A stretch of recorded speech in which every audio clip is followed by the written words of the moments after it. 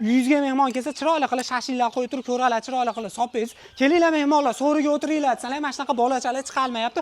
Yosh kattalar bo'lsa oyoq og'riyapti. Shunday qilib turib, endi yerga xon taxtani qo'yyapsiz, lekin xon taxtangiz eskirib ketgan. Mana bo'lib likillayaptimi? Eng qizig'i mehmon ketgandan keyin bu xon taxtani ayollar ko'tarib zerikyaptimi? Mana sizga yechimi do'stlar, yig'ilaveradi ham, sachilaveradi ham. Zo'r tomoni do'stlar, buni 6 ta oyog'idan bo'ladi. Bemalol shunday holatda ochib turib, oddiy xon taxtadan farqi shunday ko'tarasiz. Shunday qilib bemalol bitta yerga qo'yib bersalar, mehmonlarimiz bemalol to'shak solib ham o'tirsa bo'ladigandan bo'ladi. Eng qizig'i bunimiz razmeriga keladigan bo'lsak, do'stlar, 75 ga 120 bo'ladi, yana bittasi 75 ga 150 bo'ladi. Eng qizig'i 90 ga 150 lik ham bor. Eng qizig'i 1 ga 2 metr, 1 ga 2,5 metrli ham bo'ladi. Yig'ilaveradi, sachilaveradi. Summasiga keladigan bo'lsak, eng arzon 450 ming so'mdan boshlab uyog'iga ketsa, bu narxlarda ichida do'stlar O'zbekiston bo'ylab shahar markazlarigacha dastavka mutlaqo bepul. Eng qizig'i materiallarga keladigan bo'lsa, tevasi noxaner bo'ladi, tagidagi sasna, oyog'i terakdan bo'ladi, garantiyalargacha bo'ladi. Zakaz berish uchun akalarimiz nomerlar pastda qoldirdik.